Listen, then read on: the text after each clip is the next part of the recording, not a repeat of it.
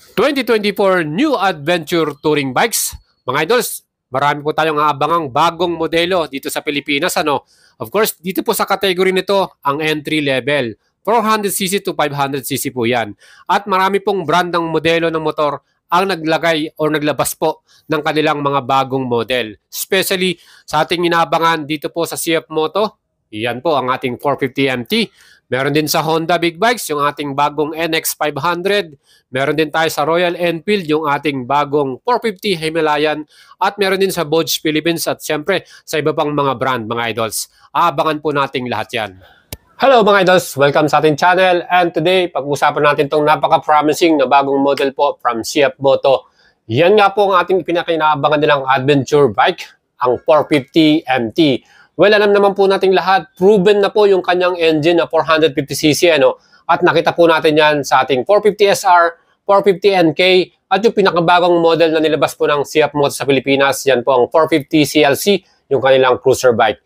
And mga idols, tignan po natin, ano po ba yung mga aasahan natin dito sa ating bagong adventure bike from CF Moto. Napakaganda kasi ng mga nakalagay po na specs and features nitong ating 450NT, mga idol. Kaya isa-isahin po natin lahat yan at samahan niyo ako. Huwag niyo pong kalimutang i-subscribe ang ating YouTube channel. Malapit na tayo mag 100k subscriber. Kaya mga idols, supportahan niyo ako dyan at ma-reach po natin yan soon as possible.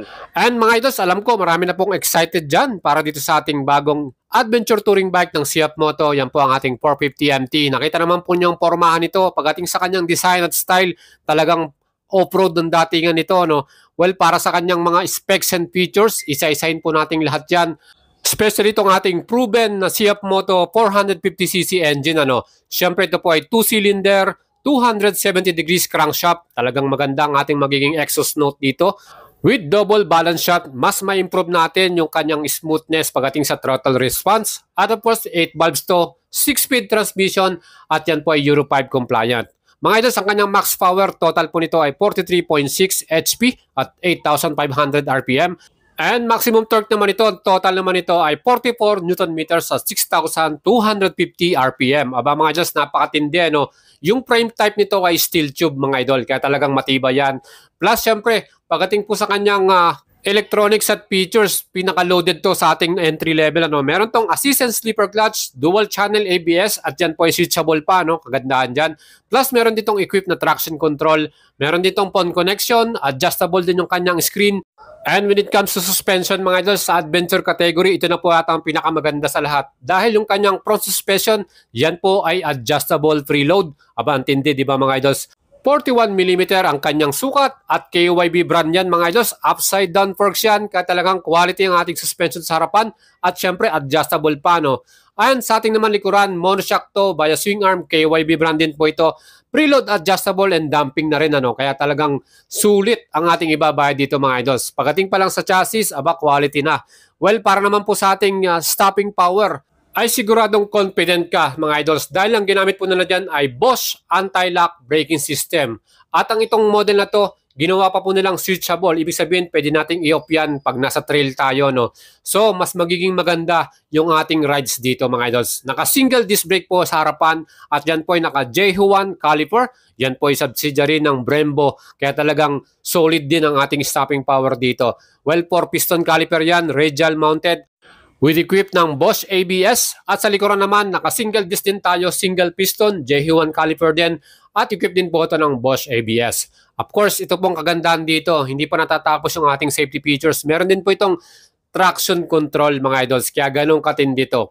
Ang total weight po ng ating bike na to, magiging maganda rin ang ating handling dyan. Because of that, 175 kilograms na kanyang curb weight. Aba, lightweight sa kanyang category, di ba mga idols? Siyempre, yung ating gulong sa harapan, yan po ay may sukat ang 1990 by 21 inch. Tubeless po yan. At yung ating wheels, naka-aluminum tayo na spokes. Sa likod naman, ang sukat, 140/70 by 18 inch. At yan din po ay naka-aluminum wheels. Spokes din po yan. At ang brand po na ginamit ng CF Moto dito sa ating 450MT ay CST tires. Of course, pagdating naman sa ating fuel tank capacity, yan po ay may sukat na 17.5 liters. At ang ating namang fuel consumption, 22 km per liter. Matipid din po sa gasto. At ang ating namang seat height, 820mm mga idols. At ito pa mga idols, merong option po na mas mababa yung seat height, 800mm. So itong kagandahan sa CF Moto, talagang binibigay na nila lahat para mas may option tayo. So sa mga mababa ang height, ito, meron pa tayong option na maging 800mm ano. So mga idols, hindi natin kailangang bumili ng accessories na lowering kit or magpatabas ng ating upuan kasi may option po. Hopefully yan po ay maging katulad po dito sa Pilipinas. Well, mga idols, itong ating 450MT, meron pong ground clearance to na 220mm at ang kanyang wheelbase 1505mm. At itong ating high bent handlebar mga idol, sigurado pong relax yung ating riding position dito. Of course, yung ating susiyan, meron din tayong lock dyan. At yung ating mga switches and buttons, napakasimple lang din. Makikita nyo, meron siyang ABS switch off ano. So meron tayong option yan, pwede nating switch off. Meron din tayong hazard light, pass switch, at of course yung ating kill switch para sa ating engine.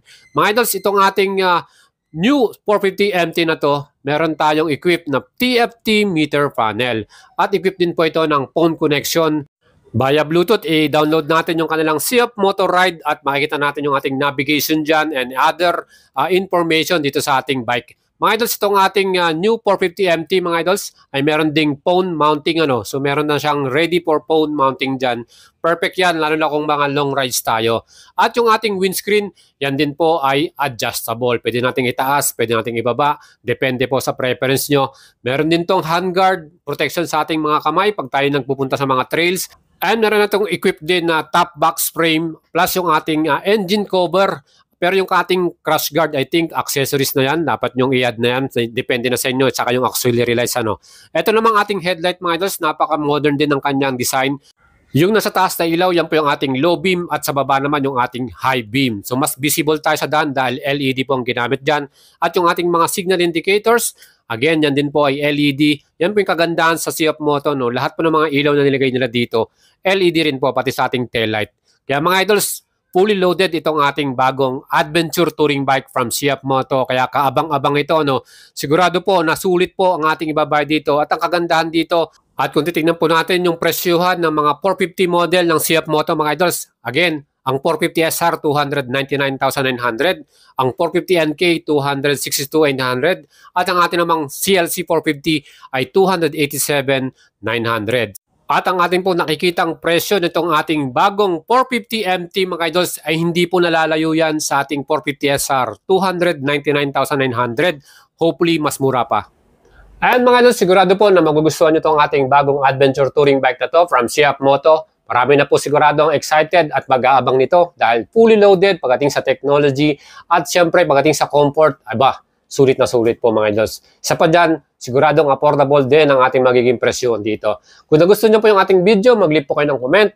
Again mga idols, kung kayo po mahilig sa mga motorcycle review at motorcycle update, sakto po ito ang ating YouTube channel. Kaya subscribe na kayo, malapit na tayo mag 100k subscriber. Salamat po sa inyong suporta. Hopefully maabot na natin yan.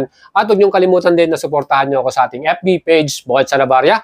Follow nyo po yan mga idols. Right po sa inyong lahat at shoutout po sa inyong mga idols. Thank you.